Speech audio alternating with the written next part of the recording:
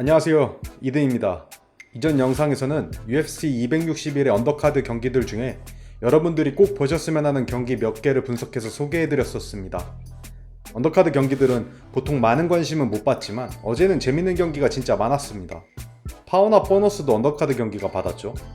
그 경기를 포함한 하이라이트 분석 영상은 지금 나오는 카드 또는 밑에 설명란 링크를 통해 확인해주시면 감사하겠습니다. 이번 영상은 메인 카드입니다. 특히 메인 이벤트였던 웰터급 챔피언전과 코메인에 있었던 스트로급 챔피언전을 분석해서 소개해드리겠습니다. 먼저 장 웨일리와 로즈 나마유네스의 스트로급 챔피언전 경기입니다. 로즈는 워낙 어렸을 때 TUF에 나오고 데뷔해서 챔피언을 지냈었던 선수임에도 불구하고 이제 28살밖에 안 됐네요. 공식 정보상에는 로즈의 키와 리치가 더 긴 것으로 나오지만 워낙 저 정보가 정확도가 떨어져서 거의 비슷하다고 보셔도 될 것 같습니다. 로즈는 장웨일리가 본인이 상대했던 선수들을 다 합쳐놓은 것 같다고 말했어요. 타격은 요한나 얀드레이체, 레슬링은 안드라즈와 비슷하다고 말했거든요. 다시 말해서 모든 부분에서 수준급 실력을 갖췄다 이 말이죠. 저도 여기에 대해서는 어느 정도 동의하는 바입니다. 장웨일리는 약간 완성형 파이터에 가까워요. 워낙 힘도 좋고 체격도 좋은데다가 스탠딩, 그라운드를 가리지 않고 스킬들을 충분히 갖추고 있죠. 반면에 장 웨일리는 로즈를 타격가로 보고 경기를 준비한 것 같습니다. 특히 로즈의 스텝을 많이 경계한 것으로 보여요. 시작하자마자 인사이드 레그킥을 계속 찹니다. 레그킥은 이제 스텝이 좋은 선수들을 잡을 때 꼭 필요한 요소잖아요. 레그킥으로 다리를 잡아놔야 스텝을 조금이라도 죽일 수 있고 그래야 따라가서 때릴 수가 있으니까요. 그런데 이 경기에서 저는 이 장면이 아주 눈에 띄었습니다. 웨일리가 레그킥을 하자 나마요네스는 잽을 주는데요. 웨일리가 여기에 반격을 할 때 1, 2 킥을 하는데 이게 좀 얼토당토 않습니다. 아주 먼 곳에 있고 거리를 전혀 좁히지 못했는데 페이크를 주는 게 아니라 진짜로 힘써서 그냥 맞추려고 막 때려요. 이 장면을 보면 웨일리는 거리를 완전 못 잡고 있는 것 같고 반대로 로즈는 그 공격들을 다 보면서 여유롭게 이렇게 돌아서 나갑니다. 거리 감각을 찾아서 0점을 맞춘 로즈는 평소처럼 스텝을 살려서 양쪽으로 왔다 갔다 하면서 잽을 팍팍 맞춥니다. 웨일리가 반격을 하려고 하나? 그게 좀 잘 안되죠? 여기서 스탠딩 타격에서의 실력차가 좀 드러난 것 같습니다. 웨일리는 잽에 대한 카운터로 계속 레그킥을 차는데요. 레그킥은 다 들어가긴 들어가는데 큰 데미지가 있는 강한 공격들은 아닙니다. 제 생각에는 웨일리는 초반 라운드는 그냥 레그킥으로 다리에 데미지를 주는데 집중하는 전략을 들고 나온 것 같습니다. 장웨일리는 체력에 자신이 있으니까 초반 두 라운드는 다리를 집중적으로 공략해서 나마유네스의 활발한 움직임을 봉쇄하려고 했던 것 같아요. 시각하고 한 1분 정도를 다시 정리해보면 로즈의 환상적인 거리 감각이 돋보였고 웨일리는 좀 다소 어려움을 겪는 것으로 보입니다. 웨일리는 요한나랑도 붙어서 스탠딩 타격을 나눴을 만큼 웨일리의 타격이 약한 게 아닌데 아무래도 로즈의 스텝 때문에 웨일리가 좀 어려움을 겪은 것 같습니다. 그리고 이 상황에서 로즈의 헤드킥이 터집니다. 이 헤드킥은 좀 신기하게 터졌죠. 저는 처음에 브라질리언 킥을 찬 줄 알았어요. 웨일리가 레그킥이라고 완전 생각했으니까요.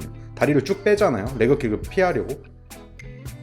그런데 로즈에 따르면 태권도 킥이라고 하네요. 그러니까 태권도 기술이라고 하기보다는 자기가 어렸을 때 태권도를 배운 만큼 킥을 좀 자유롭게 사용할 수 있었다 이렇게 말했거든요. 그리고 로즈의 약혼자 페페리를 언급했어요. 페페리는 아마 치콩고와의 경기로 기억하시는 분들이 계실 것 같은데요. 페페리는 헤비급에서 레그킥을 정말 잘 차는 선수였습니다. UFC에서 크로캅이랑도 싸웠었고 킥복싱 베이스의 선수입니다. 지금은 은퇴하고 체육관을 운영하고 있고 로즈도 거기서 같이 훈련을 하거든요. 로즈는 경기 후 인터뷰에서 페페리에게 킥을 배워서 그렇다고도 했습니다. 여하튼 킥이 좀 정석적인 킥이라기보다는 신기한 각도에서 올라오는 헤드킥이었습니다. 그래서 웨일리는 아예 모른 채로 맞았고 바로 다운이 됐습니다. 추가 파운딩을 날렸고 심판은 경기를 멈출 수밖에 없었죠. 이 경기는 저 킥이 워낙 인상적이긴 했습니다만 저는 그 전에 거리 싸움에서 로즈가 완전히 압승했던 게 주요했던 것 같습니다. 그 거리 싸움을 이기고 나니까 로즈는 마음 편히 스텝을 밟을 수가 있었고 웨일리는 반격을 제대로 못하고 저 킥에도 반응하지 못했던 거죠.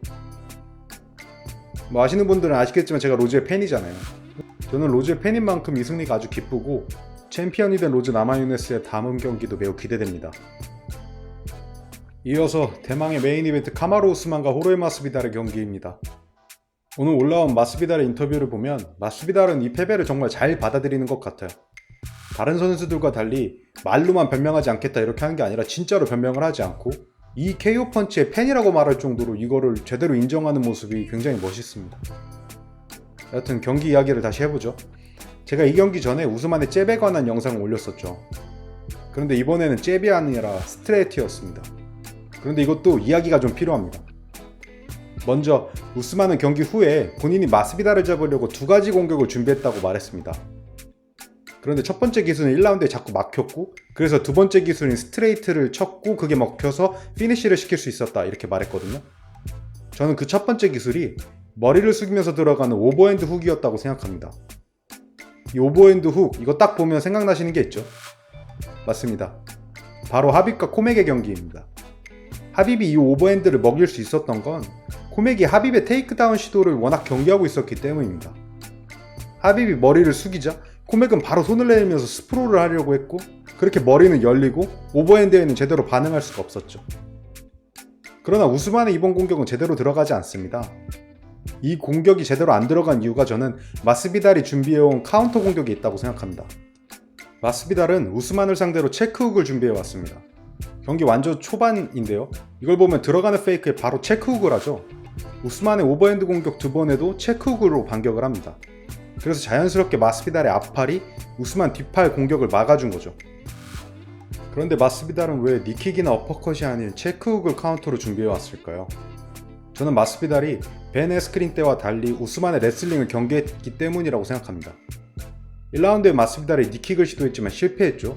그러자 바로 테이크다운을 당했습니다. 이런 위험이 있기 때문에 마스비달이 니킥을 카운터로 준비하지 못했다고 봐요. 그럼 왜 어퍼컷이 아닌 체크훅이냐? 어퍼컷은 체크훅과 달리 뒤로 빠지면서 때리기가 어렵습니다. 그렇기 때문에 클린치를 줄 가능성이 상대적으로 더 높다고 볼 수 있습니다. 제 생각엔 마스비달이 1차전 때 클린치 상황에서 계속 갇혀 있었기 때문에 아예 클린치 상황 자체를 안 주려고 했던 것 같습니다. 이렇게 우스만의 레슬링을 고려해서 준비하다 보니까 어쩔 수 없이 앞선 체크훅을 카운터로 준비한 것 같아요. 이렇게 마스비달의 앞선 체크훅에 우스만의 오버핸드는 막혔지만 결국 원투 공격으로 피니쉬를 시켰습니다. 정확히는 앞선은 가드를 흔들고 투를 먹이는 공격이었죠. 이 공격이 사실은 1라운드 때부터 나왔었습니다. 그리고 이때도 성공을 했었어요. 1라운드 4분 장면인데요. 우스만이 완전히 똑같은 컨비네이션을 합니다. 그런데 마스비달의 반응을 보면 뭔가 좀 허우적거리죠. 이때도 스트레이트가 꽤 제대로 들어갔고 마스비달에게도 적당히 데미지가 들어갔습니다. 타격가인 마스비달이 왜 저런 스트레이트를 계속 맞을까요? 이유는 우스만이 레슬러이기 때문입니다. 레슬러와 타격가가 붙었을 때 오히려 타격가가 KO 되는 경우는 꽤 있었습니다. 하빕과 코맥도 그랬고 예전 크로캅과 곤자가도 그랬었죠. 태클을 신경 쓰다가 갑자기 공격에 당한 타격가는 많았습니다.